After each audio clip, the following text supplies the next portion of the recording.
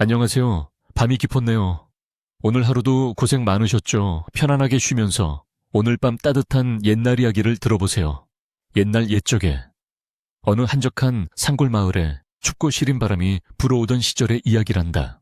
조선팔도 그 어디를 둘러봐도 이토록 매서운 추위는 드물었을 것이다. 하늘에서 내려오는 눈송이는 마치 소미불처럼 포근해 보였지만 막상 땅에 닿으면 살을 내는 얼음 조각으로 변해버리는 혹독한 겨울이었다. 해가 뉘엿뉘엿 서산으로 넘어가고 어둠이 짙게 깔리기 시작하자 마을 어귀에 자리 잡은 고래등 같은 기와집에서는 훈훈한 온기와 함께 기름진 음식 냄새가 담장 너머로 흘러나왔다. 그곳은 마을의 토지 절반을 소유하고 있다는 최 부자의 집이었다. 콧대 높은 최 부자는 자신의 위세를 과시하기라도 하듯 사랑채의 문을 활짝 열어젖히고 귀한 손님들을 불러 모아 술판을 벌이고 있었다. 안에서는 기생들의 가야금 소리와 사내들의 호탕한 웃음소리가 끊이지 않았지만 그 즐거움은 담장 밖의 백성들에게는 닿지 않는 딴 세상 이야기일 뿐이었다.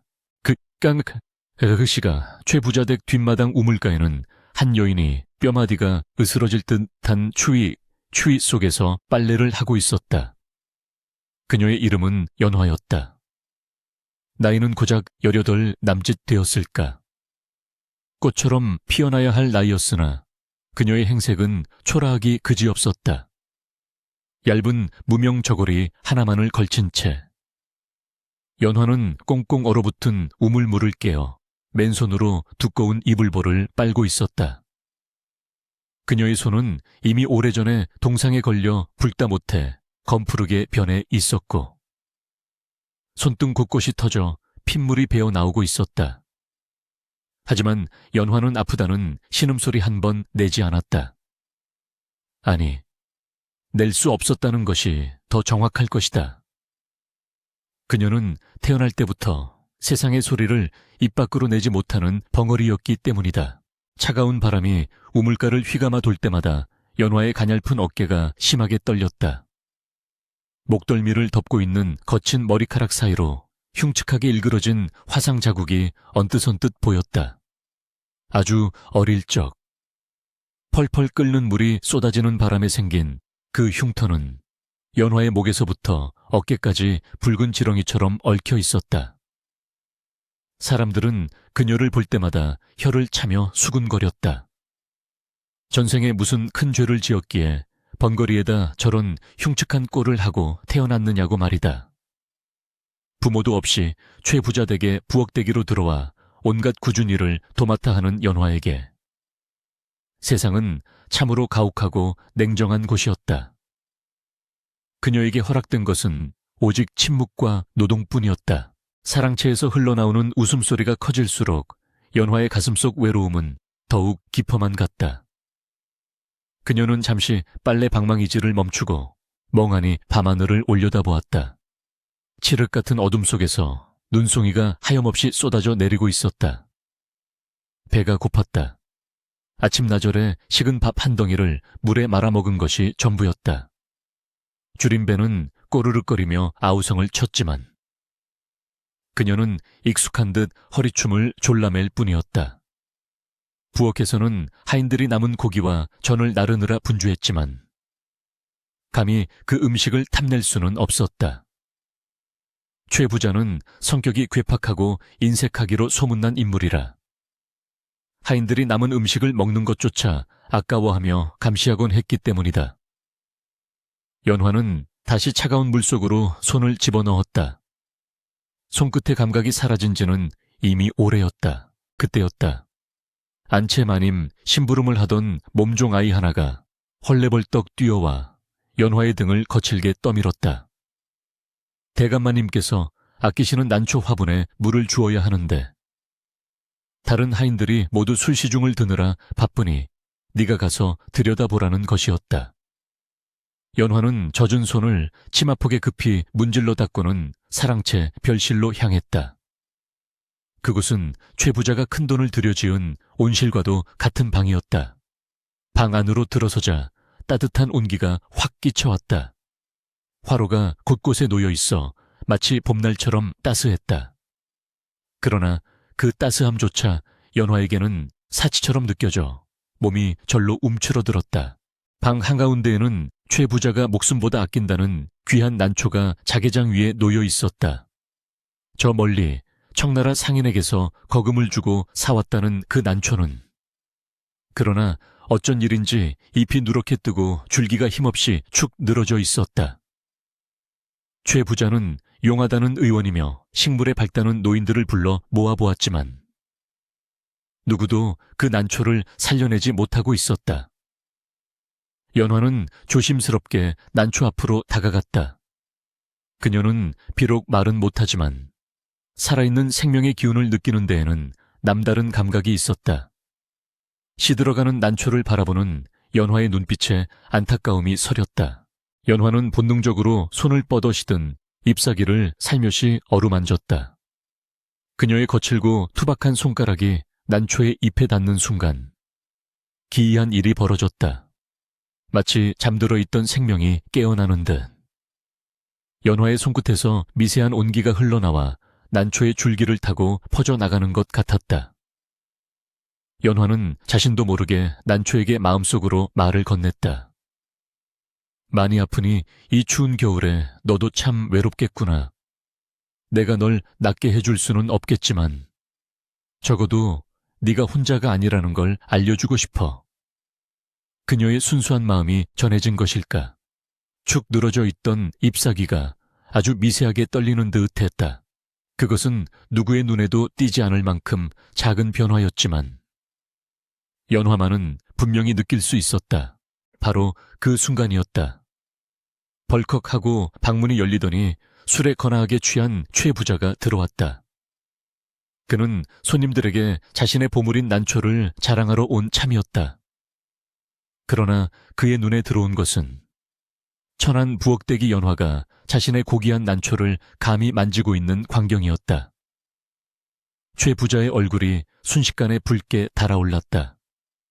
그는 들고 있던 술잔을 바닥에 내동댕이치며 고래고래 소리를 질렀다. 이런 재수없는 없는 년이 감히 내년의 더러운 손으로 내 난초를 만져 내년이 만지면 멀쩡한 것도 죽어나간다는 걸 모르느냐. 그의 호통소리에 놀란 연화는 사시나무 떨듯 떨며 바닥에 납작 엎드렸다. 최 부자의 분노는 쉽게 가라앉지 않았다.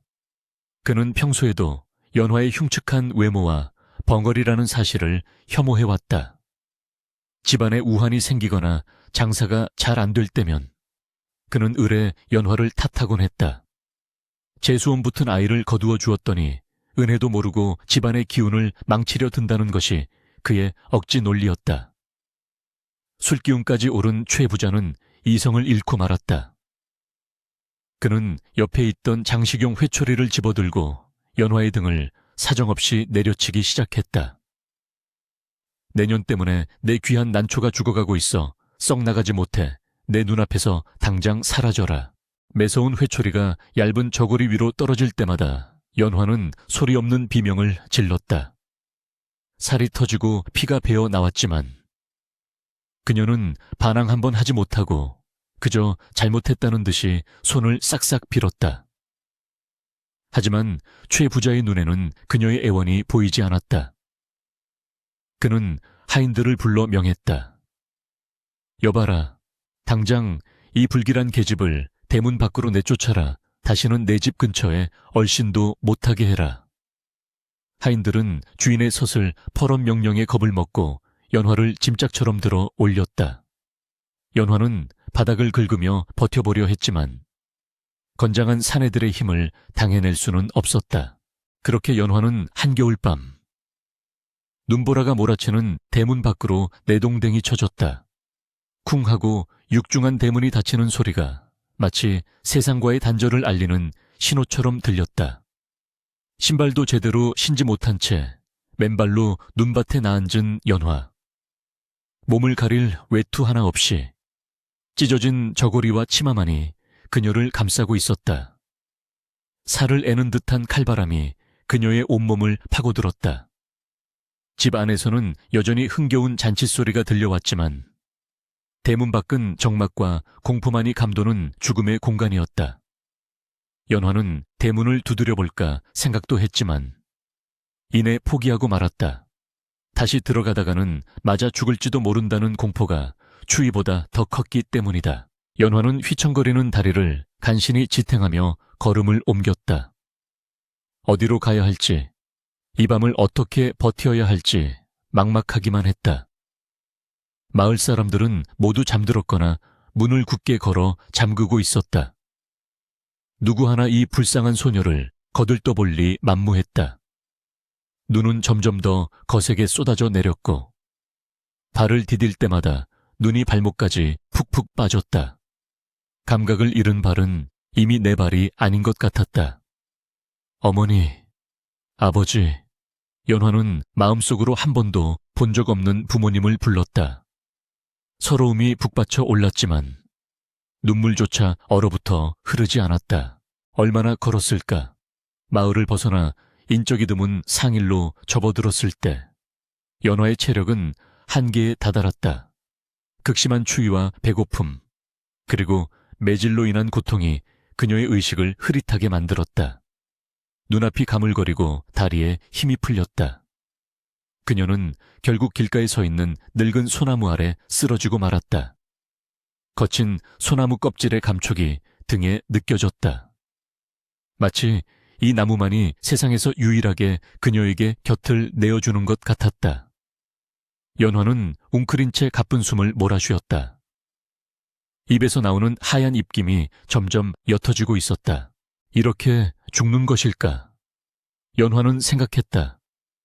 차라리 죽는 편이 나을지도 모른다는 생각이 스쳤다. 평생을 천대받고 외로움 속에 사느니 고통 없는 세상으로 가는 것이 더 행복할지도 모른다고. 하얀 눈이 그녀의 몸 위로 소복이 쌓이기 시작했다. 마치 세상의 모든 더러움과 슬픔을 덮어주려는 듯 눈은 쉼없이 내리고 또 내렸다. 연화의 눈꺼풀이 청은망은 무거워졌다.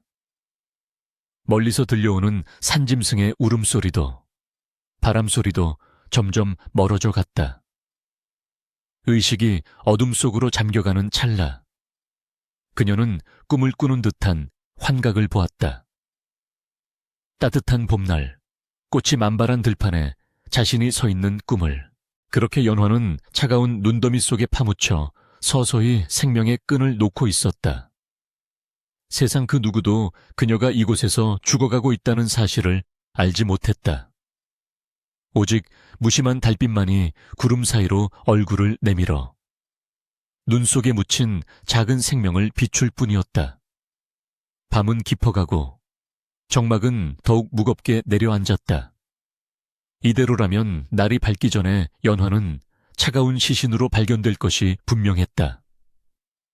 세상의 비정함이 어린 소녀를 삼키려 하고 있었다.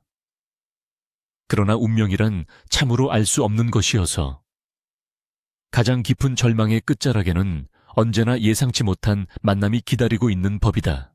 휘몰아치는 눈보라는 밤이 깊어질수록 그 기세를 더해갔다. 산짐승조차 굴을 찾아 숨어든 이 시각, 험준한 산비탈을 내려오는 산에 하나가 있었다. 그의 이름은 덕만이었다. 마을에서 꽤 떨어진 산 중턱, 다 쓰러져가는 초가집에서 홀로 사는 가난한 농부였다. 덕만은 지게 한가득 땔감을 짊어지고 있었지만 거센 바람에 자꾸만 걸음이 휘청거렸다.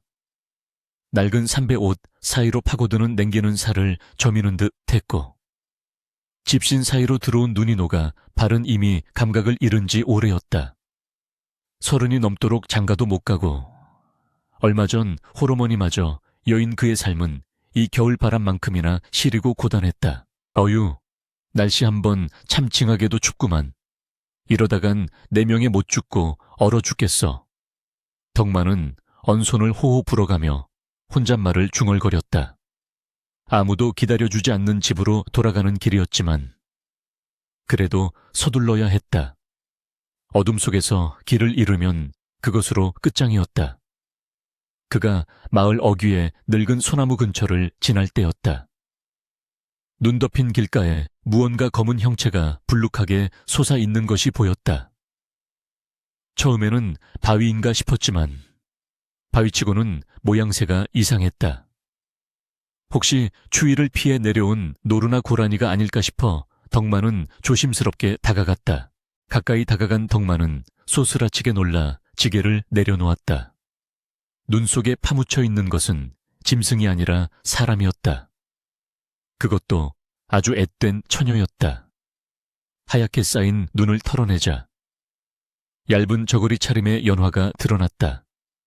얼굴은 핏기 하나 없이 창백했고 입술은 보랏빛으로 변해 있었다. 덕만은 황급히 연화의 코밑에 손가락을 대보았다. 다행히 아주 미약하게나마 숨결이 느껴졌다. 이보시오 처자, 정신 차려 보시오. 덕만은 연화의 어깨를 흔들며 소리쳤지만 그녀는 꼼짝도 하지 않았다. 몸은 마치 얼음장처럼 차가웠다. 이대로 두면 얼마 못 가 숨이 끊어질 것이 분명했다. 덕만은 주저할 겨를이 없었다. 그는 지게에 있던 땔감을 길가에 쏟아버리고 짚을 엮어 만든 거적대기로 연화의 몸을 감쌌다. 그리고는 깃털처럼 가벼운 그녀를 등에 업었다. 여인의 몸이라고는 믿기지 않을 정도로 앙상하고 가벼웠다. 그 가벼움이 덕만의 가슴을 욱신거리게 만들었다. 조금만 참으시오. 내 집이 바로 코앞이오. 절대 이대로 죽으면 안 둬. 덕만은 이를 악물고 눈길을 헤치며 달리기 시작했다. 등 뒤에서 느껴지는 처녀의 미약한 온기가 꺼져가는 촛불 같아서 그는 젖먹던 힘까지 짜내어 발걸음을 재촉했다. 덕만의 집은 산비탈에 위태롭게 매달린 작은 오두막이었다. 문풍지가 찢어져 바람이 새어 들어오는 허름한 곳이었지만 지금은 그것만이 유일한 피난처였다. 방 안으로 들어선 덕만은 연화를 아랫목에 눕히고 아궁이에 불을 지피기 시작했다. 젖은 나무라 연기가 매캐하게 피어올랐지만 그는 눈물을 훔치며 부채질을 멈추지 않았다. 방바닥에 온기가 돌기 시작하자 그는 낡은 이불을 꺼내 연화의 몸을 덮어주고 꽁꽁 언 손발을 자신의 거친 손으로 주무르기 시작했다. 살아야 해. 제발 눈 좀 떠보쇼. 그의 간절한 목소리가 좁은 방 안을 울렸다. 한참을 그렇게 주물렀을까. 연화의 창백한 볼에 아주 희미하게 혈색이 도는 듯했다. 하지만 그녀는 여전히 의식을 찾지 못하고 있었다. 덕만은 그녀에게 따뜻한 국물이라도 먹여야겠다고 생각했다. 하지만 부엌을 뒤져봐도 먹을 것이라고는 말라비틀어진 시래기, 몇 줄기와 잡곡 조금이 전부였다. 가난은 언제나 그의 발목을 잡는 족쇄였다. 그때 덕만의 시선이 찬장 깊숙한 곳에 놓인 작은 항아리에 머물렀다. 그곳에는 하얀 쌀이 한 줌 담겨 있었다. 그것은 며칠 뒤에 있을 어머니의 첫 제사상에 올리기 위해 덕만이 피땀 흘려 모아둔 귀한 쌀이었다. 덕만은 잠시 망설였다. 어머니가 돌아가시기 전 하얀 쌀밥 한 그릇 배불리 대접해드리지 못한 것이 천추의 한으로 남아있었다. 그래서 이번 제사 때만큼은 꼭 흰 쌀밥을 지어 올리겠노라 다짐하고 또 다짐했었다. 하지만 눈앞에 죽어가는 생명이 있었다. 죽은 이를 위한 밥과 산 사람을 살리는 밥. 덕만의 갈등은 길지 않았다. 그는 고개를 세차게 저으며 항아리를 꺼냈다. 어머니, 용서하세요. 어머니도 저 처자가 죽는 걸 원치 않으실 거예요. 제사상은 나중에 제가 더 정성껏 차려드릴게요. 덕만은 떨리는 손으로 쌀을 씻어 솥에 앉혔다. 보글보글 밥 끓는 소리가 정적을 깨고 구수한 밥 냄새가 방 안가득 퍼져나갔다. 그것은 실로 오랜만에 맡아보는 풍요로움의 향기였다. 밥이 다 지어지자 덕만은 김이 모락모락 나는 하얀 쌀밥을 그릇에 수북이 담았다. 윤기가 자르르 흐르는 밥알들이 마치 진주처럼 빛났다. 덕만은 숭늉을 만들어 밥을 부드럽게 으깬 뒤 연화의 상체를 일으켜 세웠다. 자, 처자, 눈 좀 떠보시오. 밥 먹고 기운을 차려자, 어거씨. 그는 숟가락으로 밥물을 떠서 연화의 입술 사이로 조심스럽게 흘려 넣었다.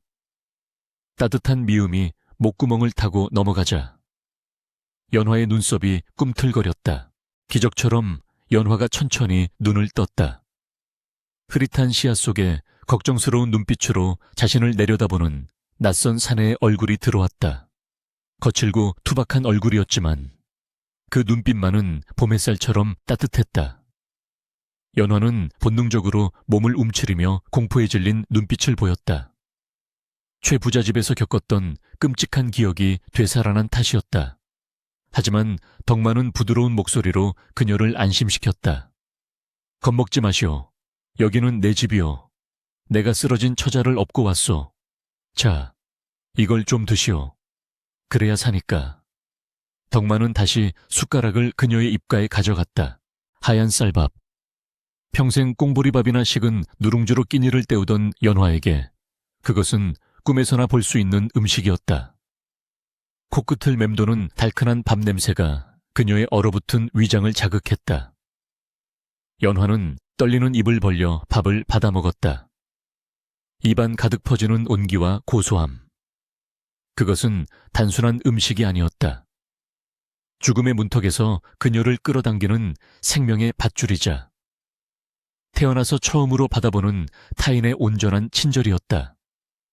뜨거운 것이 목을 타고 넘어가자 연화의 눈에서 왈칵 눈물이 쏟아졌다.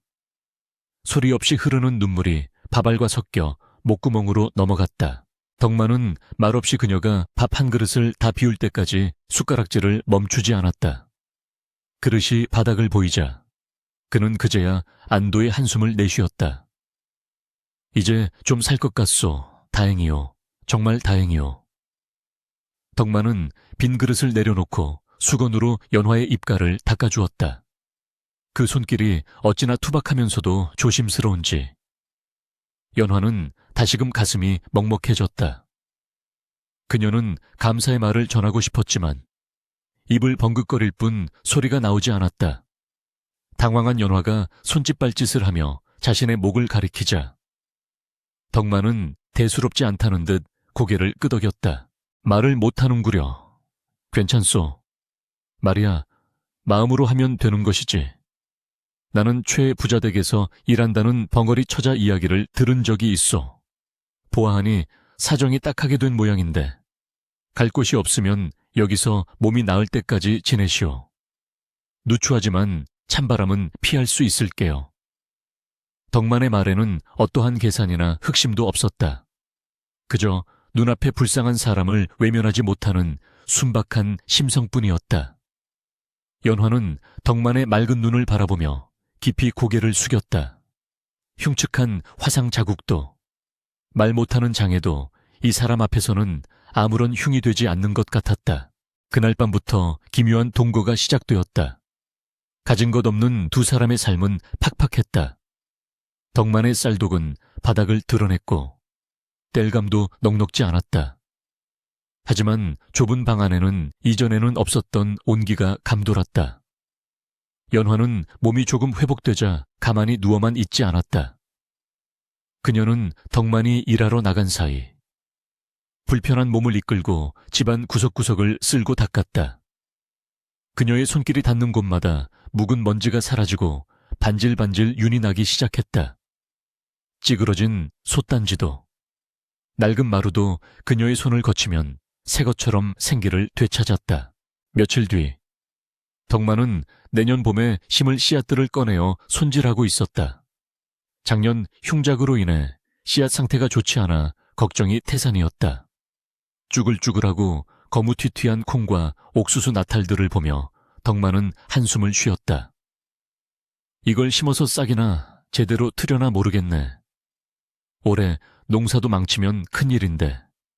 덕만이 잠시 자리를 비운 사이 연화는 소쿠리에 담긴 볼품없는 씨앗들을 물끄러미 바라보았다. 그녀는 조심스럽게 손을 뻗어 씨앗들을 어루만졌다. 부디 잘 자라다오. 주인님은 참 좋은 분이셔. 이분에게 희망을 줘. 그녀의 간절한 마음이 손끝을 타고 씨앗들에게 전해졌다. 그때 믿을 수 없는 일이 일어났다. 연화의 따뜻한 손길이 닿은 씨앗들이 미세하게 꿈틀거리는가 싶더니 쭈글쭈글했던 표면이 서서히 팽팽해지며 본연의 색을 되찾기 시작했다. 마치 깊은 잠에서 깨어난 듯 씨앗들 주변으로 은은한 생명의 기운이 감돌았다. 물론 눈으로 확연히 보일 정도의 변화는 아니었기에 돌아온 덕만은 그저 어라콩 색깔이 좀 좋아진 것 같은데 내 눈이 침침해졌나 하고 고개를 갸웃거릴 뿐이었다. 하지만 그것은 시작에 불과했다. 어느 날 아침 덕만은 마당 구석에 죽은 줄 알고 방치해 두었던 고목나무 가지에서 파릇한 새싹이 돋아난 것을 발견했다. 한겨울 추위 속에서, 그것도 이미 말라 비틀어졌던 나무에서 싹이 튼다는 것은 있을 수 없는 일이었다. 덕만은 자신의 눈을 비비며 싹을 들여다보았다. 이것 참 귀신이 곡할 노릇이네. 날이 풀리려면 아직 멀었는데 벌써 봄이 오려나. 그는 그저 날씨 탓이려니 생각했지만 사실 그 전날 밤 연화가 그 나무를 쓰다듬으며 한참을 서 있었다는 사실은 알지 못했다. 연화는 덕만의 텃밭에도 정성을 쏟았다. 돌밭이나 다름없는 척박한 땅이었지만 그녀는 맨손으로 돌을 골라내고 흙을 다독였다. 그녀의 손이 흙에 닿을 때마다 딱딱하게 얼어붙었던 땅이 부드럽게 풀리며 숨을 쉬는 듯했다. 땅속 깊은 곳에서부터 알 수 없는 온기가 올라와 흙을 트고 있었다. 연화 자신조차 알지 못했던 그녀의 신비한 능력이 덕만의 따뜻한 보살핌 속에서 서서히 개화하고 있었던 것이다. 그것은 상처받은 영혼이 진정한 사랑과 인정 속에서 치유될 때 발현되는 기적의 힘이었다. 덕만과 연화. 세상에서 가장 외롭고 소외받던 두 사람은 서로의 부족함을 채워주며 하루하루를 살아갔다. 덕만은 연화의 입이 되어주었고 연화는 덕만의 손이 되어주었다. 저녁이면 덕만은 연화에게 오늘 있었던 소소한 일들을 이야기해 주었고 연화는 미소로 화답하며 그의 낡은 옷을 기워주었다. 초가집 밖에는 여전히 매서운 바람이 불고 있었지만 두 사람이 마주 앉은 밥상머리에는 어느새 훈훈한 봄 기운이 피어오르고 있었다. 그것은 다가올 놀라운 기적의 전주곡이었다. 하지만 그 평화가 오래가지 않을 것임을, 그리고 그 기적의 향기가 탐욕스러운 이들의 코끝을 자극하게 될 것임을 두 사람은 아직 알지 못했다. 겨울이 깊어가고 입춘이 다가올 무렵 마을에는 이상한 소문이 돌기 시작했다. 산 중턱에 사는 덕만의 집 주변에만 눈이 쌓이지 않고 풀이 자란다는 소문이었다. 사람들은 도깨비의 장난이라느니 산신의 조화라느니 하며 수군거렸다. 그리고 그 소문은 마침내 아랫마을 최부자의 귀에도 들어가고 말았다. 자신의 난초가 죽어버려 심기가 불편했던 최부자는 그 소문을 듣자마자 본능적으로 눈을 번뜩였다. 탐욕스러운 짐승이 먹잇감의 냄새를 맡은 것과 같았다. 봄이 왔다지만 그것은 진정한 봄이 아니었다. 겨우내 쌓였던 눈이 녹아내리자마자 기다렸다는 듯 끔찍한 가뭄이 찾아왔기 때문이다. 하늘은 야속하게도 구름 한 점 없이 맑고 푸르기만 했고 그 아래 펼쳐진 대지는 타들어가는 목마름에 비명을 지르고 있었다. 논바닥은 거북이 등껍질처럼 쩍쩍 갈라져 사람의 발이 빠질 정도였고 가을물은 말라버린 지 오래여서 물고기들이 하얀 배를 뒤집고 죽어나갔다. 마을 사람들은 기우제를 지내며 하늘에 빌었으나 야속한 해는 매일같이 뜨겁게 솟아올라 남은 물기마저 앗아갔다. 이른바 충운기, 보릿고개가 시작된 것이다. 굶주림에 지친 아이들의 울음소리가 담장을 넘어 마을 어귀까지 메아리쳤다. 마을에서 가장 부유하다는 최부자네 사정도 별반 다르지 않았다. 그의 광활한 밭에 심은 작물들은 싹을 틔우기도 전에 말라 비틀어졌고 창고에 쌓아둔 곡식은 줄어들기만 할 뿐 채워지지 않으니 최 부자의 심기는 날로 사나워져 갔다. 그는 이 모든 재앙이 자신이 내쫓은 재수엄 붙은 년의 저주라며 애꿎은 하인들을 매질하곤 했다. 그러나 세상이 온통 흙먼지와 절망으로 뒤덮인 가운데 오직 한 곳 산 중턱에 자리 잡은 덕만의 오두막 주변만은 딴 세상이었다. 덕만의 집 마당에 들어서면 가장 먼저 코끝을 스치는 것은 싱그러운 흙내음과 달콤한 꽃향기였다. 마을 사람들의 논밭이 황토색 죽음으로 물들어갈 때 덕만의 텃밭은 눈이 시릴 만큼 푸른 초록빛으로 넘실거렸다. 돌투성이었던 거친 땅은 어느새 비옥한 옥토로 변해 있었고 그 위에 심어진 채소들은 하루가 다르게 쑥쑥 자라났다. 상추며 아욱, 시금치는 잎이 어른 손바닥보다 더 넓고 두툼하게 자라 윤기가 자르르 흘렀고 뒤뜰에 심어둔 약초들은 수십 년 묵은 산삼이나 낼 법한 그윽한 향기를 뿜어내고 있었다. 덕만은 매일 아침 눈을 뜰 때마다 자신의 눈을 의심했다. 이게 도대체 무슨 조화란 말인가? 그는 밭고랑 사이에 쪼그리고 앉아 믿을 수 없는 없는 풍경을 바라보았다. 그가 한 일이라고는 그저 물을 길어 나르고 잡초를 뽑아준 것뿐이었다. 아니, 사실 물조차 넉넉지 않아 걱정했었다. 그러나 연화가 밭에 들어가 풀을 만지고 흙을 다독이고 나면 시들해가던 잎사귀들이 거짓말처럼 고개를 빳빳이 쳐들고 생기를 되찾았다. 어느 날 오후, 덕만은 그 기적의 실체를 두 눈으로 목격하게 되었다. 밭일하다 잠시 허리를 펴고 땀을 닦던 중 연화가 밭 가장자리에 있는 시든 도라지꽃 앞에 쭈그리고 앉아있는 것을 보았다. 그 도라지는 가뭄을 이기지 못해 줄기가 꺾이고 잎이 누렇게 뜬 상태였다. 덕만은 안타까운 마음에 처자, 그건 이미 죽은 것 같소. 그냥 둡시다 라고 말하려 했다. 하지만 그 순간 연화가 조심스럽게 양손으로 도라지의 줄기를 감싸 쥐었다. 덕만은 숨을 죽이고 그 모습을 지켜보았다. 연화의 손에서 아지랑이 같은 희미한 빛이 감도는가 싶더니 꺾였던 줄기가 서서히 곧게 펴지기 시작했다. 누렇게 떴던 잎사귀에는 초록색 물감이 퍼지듯 생기가 돌았고 마침내 보랏빛 꽃망울이 톡 하고 터지며 활짝 피어났다. 그것은 단순한 회복이 아니었다. 주변의 흙들이 미세하게 진동하며 땅속 깊은 곳의 수분을 빨아올려 뿌리 쪽으로 모아주는 듯 했다.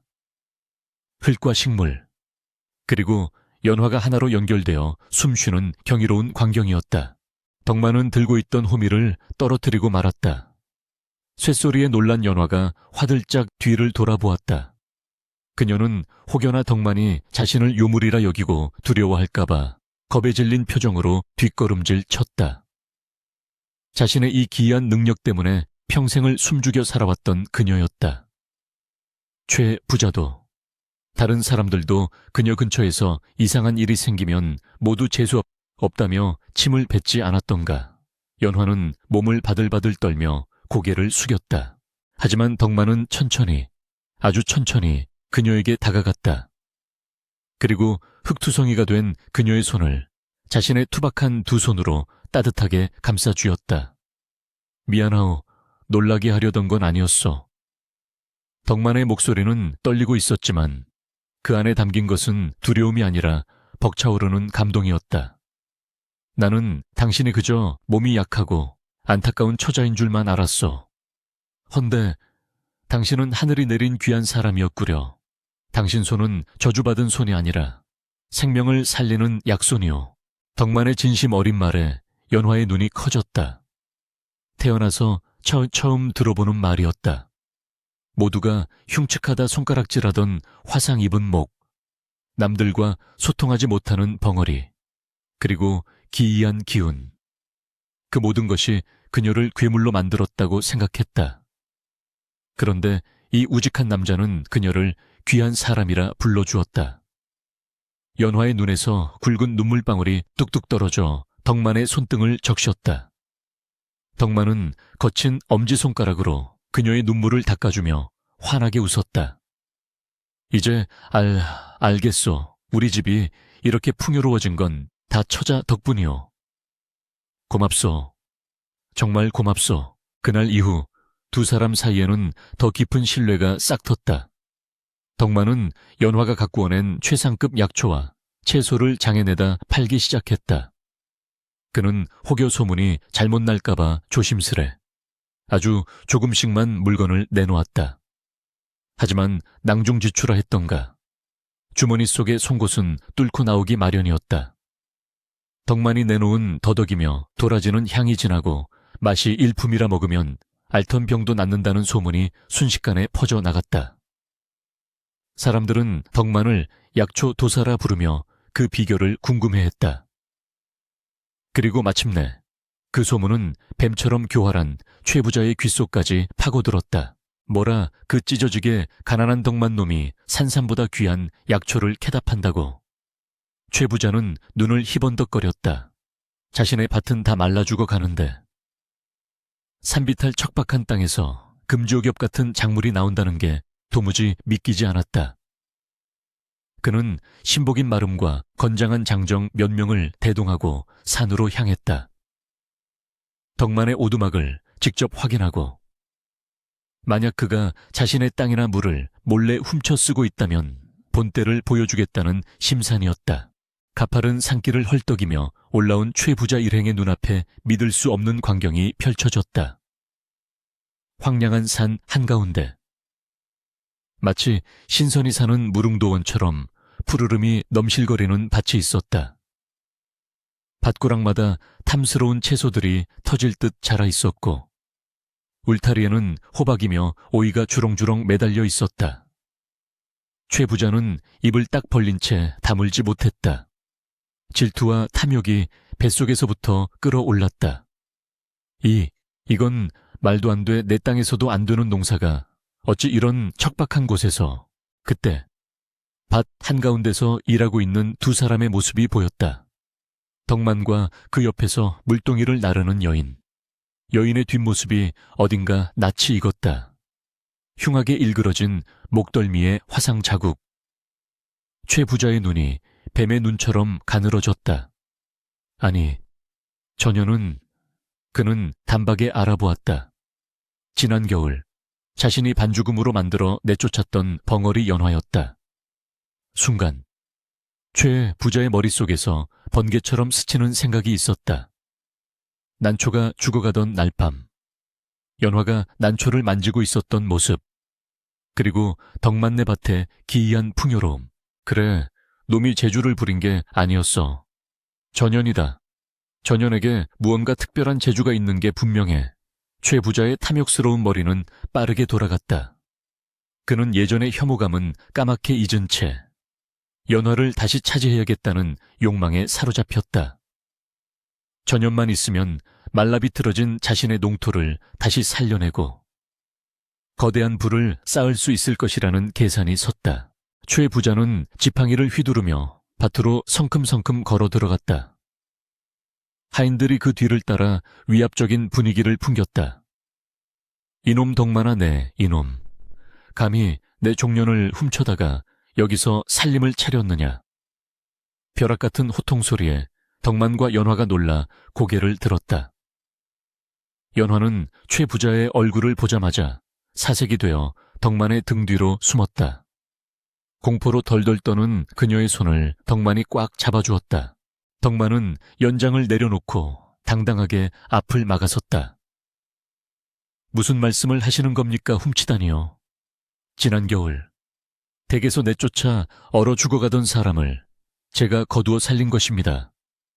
이미 버린 사람이니 댁의 종이 아닙니다. 덕만의 목소리는 평소보다 낮고 단호했다. 최 부자는 콧방귀를 귀에 끼었다. 흥 버리긴 누가 버렸단 말이냐. 잠시 벌을 주려고 밖으로 내보낸 것뿐이다. 내 집에서 먹여주고 재워준 은혜도 모르고 야반도 주를 해.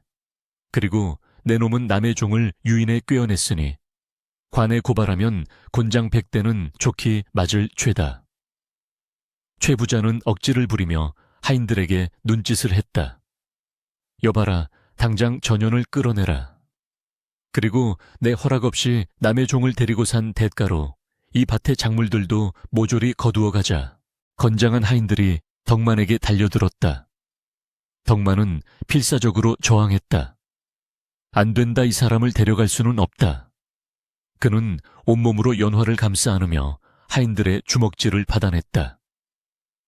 퍽, 퍽 하는 소리와 함께 덕만의 입가에서 붉은 피가 터졌다. 하지만 그는 연화를 잡은 손을 절대 놓지 않았다. 도망쳐요. 처자 어서. 덕만이 고통 속에서도 연화를 향해 소리쳤다. 무자비한 발길질이 덕만의 복부와 등을 강타했고 그는 흙바닥에 쓰러지면서도 연화 앞을 가로막았다. 그 모습을 지켜보던 연화의 눈동자가 흔들렸다. 두려움에 떨며 숨어만 있던 그녀였다. 평생을 매맞고 쫓겨나며 자신은 하찮은 존재라고 여기며 살아왔다. 하지만 지금 자신을 위해 피를 흘리며 쓰러져가는 단 한 사람. 덕만을 보았다. 그는 그녀에게 밥을 주었고 이름을 불러주었고 귀한 사람이라 말해준 유일한 사람이었다. 가슴 깊은 곳에서 뜨거운 무언가가 치밀어 올랐다. 그것은 더 이상 슬픔이나 공포가 아니었다. 그것은 분노였고 사랑하는 이를 지키고자 하는 강렬한 의지였다. 하인이 덕만을 밟고 연화의 머리채를 잡으려던 찰나 연화가 갑자기 고개를 번쩍 들었다. 그녀의 눈에서 서슬퍼런 광채가 뿜어져 나왔다. 연화는 덕만의 앞을 가로막고 서서 양팔을 벌렸다. 그리고 최 부자와 하인들을 향해 소리 없는 비명을 질렀다. 내 사람에게 손대지 마. 그 순간 믿을 수 없는 일이 벌어졌다. 맑았던 하늘이 갑자기 어두워지더니 산 전체가 웅궁거리며 울리기 시작했다. 바람 한 점 없던 밭에 돌풍이 몰아치기 시작했다. 연화의 발밑에서부터 시작된 기운이 땅을 타고 퍼져나갔다. 밭에 심겨있던 호박덩굴과 칡넝쿨들이 마치 살아있는 뱀처럼 꿈틀거리더니 순식간에 자라나 하인들의 발목을 휘감았다. 으악, 이게 뭐야? 하인들은 넝쿨에 발이 묶여 중심을 잃고 나뒹굴었다. 최 부자는 기겁하여 뒷걸음질 쳤다. 요무리로다 내 말이 맞지 않느냐. 저녀는 사람이 아니라 귀신이다. 그는 비명을 질렀지만 공포에 질린 눈으로 연화를 바라볼 뿐 감히 다가오지 못했다. 연화는 물러서지 않았다. 그녀는 머리카락이 바람에 흩날리는 가운데 마치 대지의 여신처럼 꼿꼿이 서서 그들을 노려보았다. 그녀의 등 뒤에는 피투성이가 된 덕만이 멍하니 그녀를 올려다보고 있었다.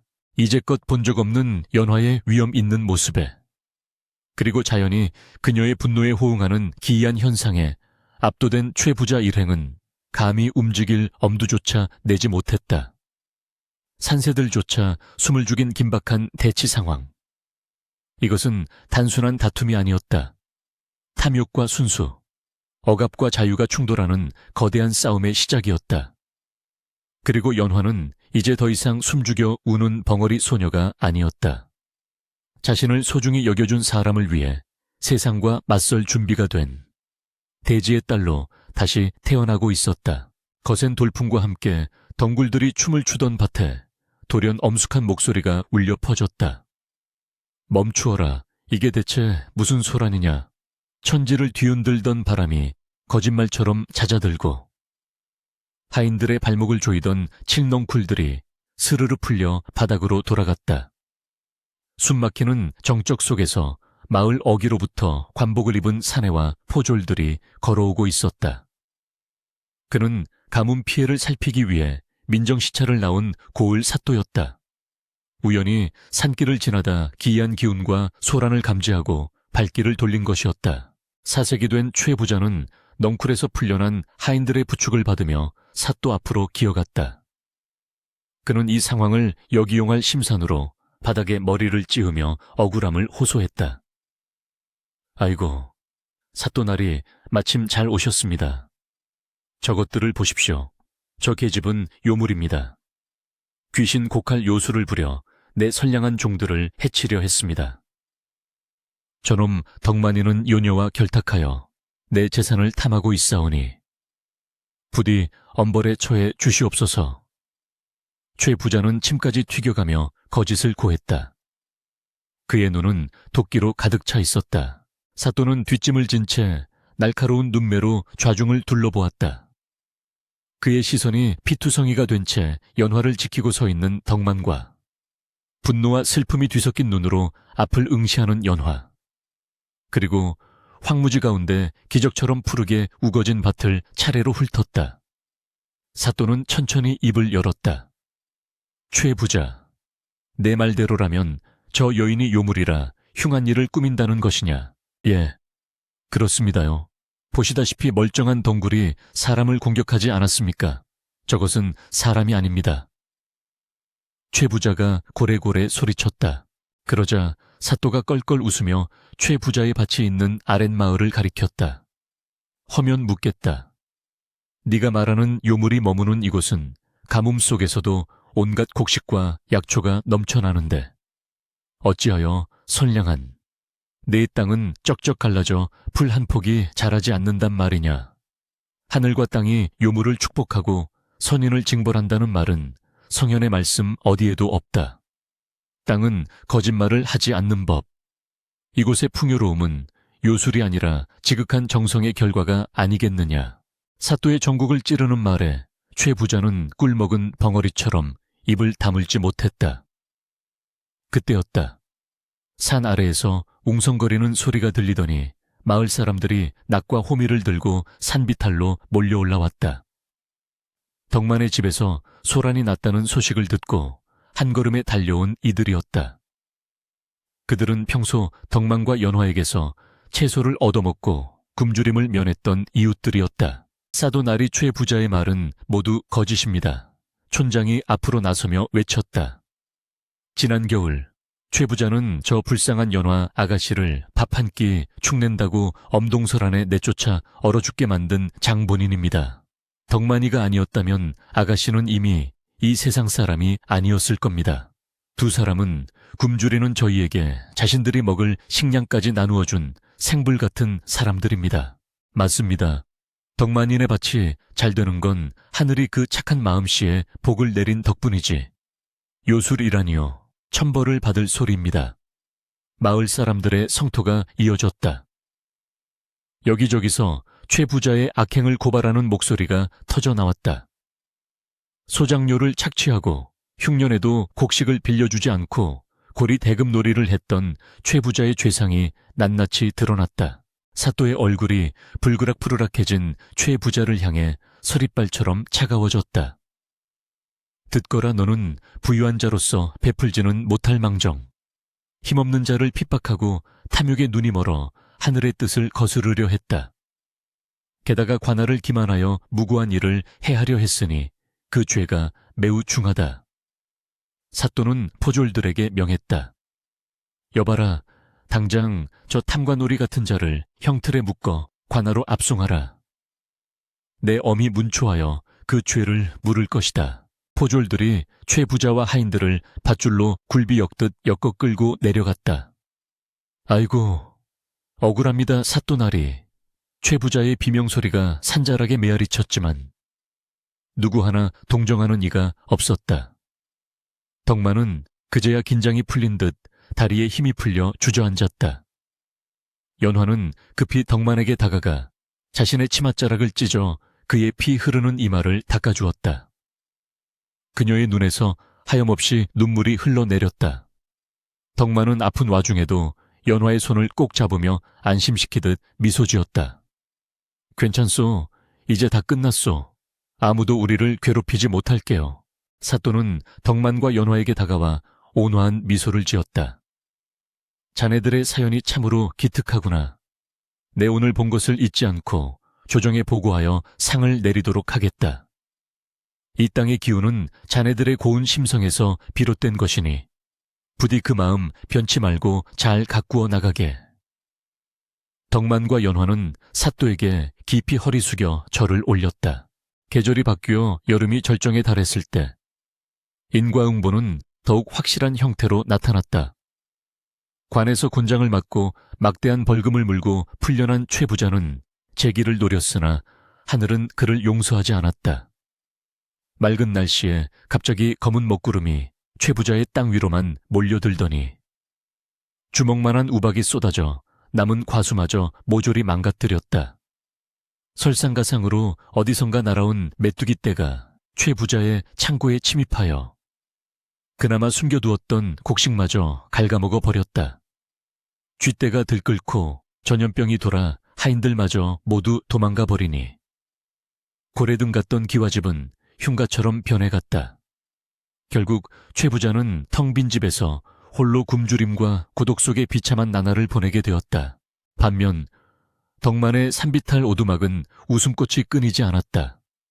연화의 신비한 손길은 더욱 빛을 발했다. 그녀가 돌본 밭에서는 사람 팔뚝만한 더덕과 산삼이 쑥쑥 자라났다.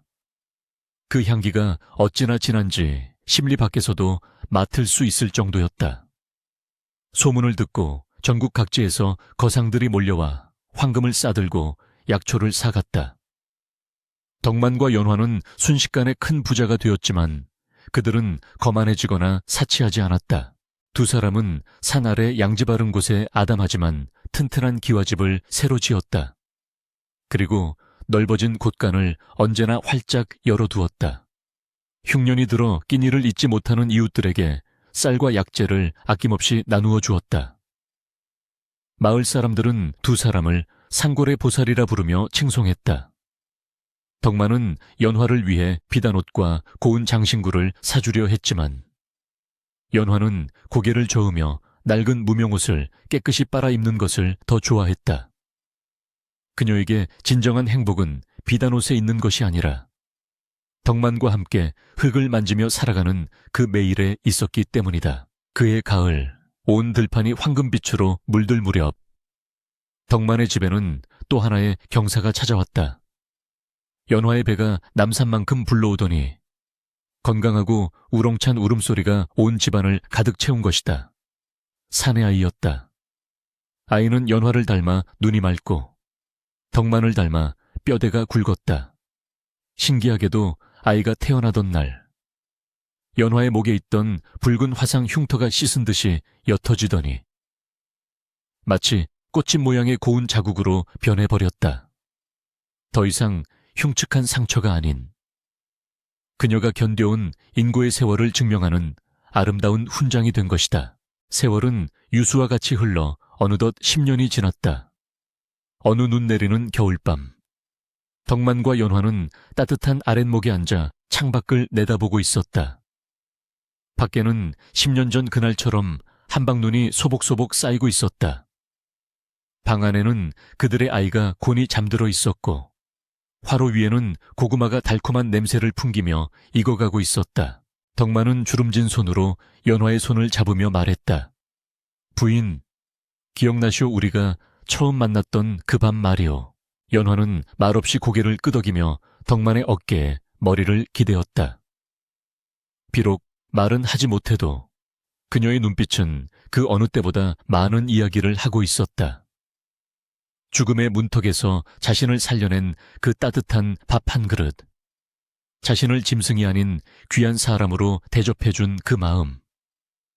그날 밤 덕만이 건넨 것은 단순한 밥이 아니라 생명이었고 사랑이었으며 기적의 씨앗이었다. 그 작은 씨앗이 자라나 이토록 울창한 행복의 숲을 이루게 된 것이다. 덕만은 연화의 손등에 입을 맞추며 중얼거렸다. 내 평생 가장 잘한 일이 있다면 어머니 제사상에 올릴 쌀로 당신 밥을 지어준 것이오. 그 밥 한 그릇이 내게 당신이라는 보물을 가져다 주었으니 어머니도 저승에서 기뻐하실 거요. 두 사람은 서로를 바라보며 환하게 웃었다. 그들의 미소가 방 안을 가득 채운 온기보다 더 따뜻하게 느껴졌다. 창밖의 눈보라는 여전히 매서웠지만 그들의 집은 세상 그 어느 곳보다 평화롭고 안락했다.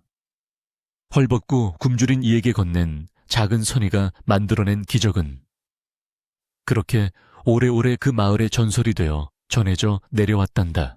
자, 이야기는 여기서 끝이란다. 밤이 많이 깊었구나. 창문 밖을 보렴. 오늘도 눈이 내리고 있네. 혹시, 아니, 저 눈 속에 누군가의 따뜻한 손길을 기다리는 작은 씨앗이 숨 쉬고 있을지, 너희들도 살아가면서 누군가에게 덕만이가 되어줄 수 있기를. 그리고 연화처럼 시련 속에서도 희망의 꽃을 피울 수 있기를 바란다. 이제 램프를 끄고 잠을 청하자꾸나. 부디 좋은 꿈 꾸거라.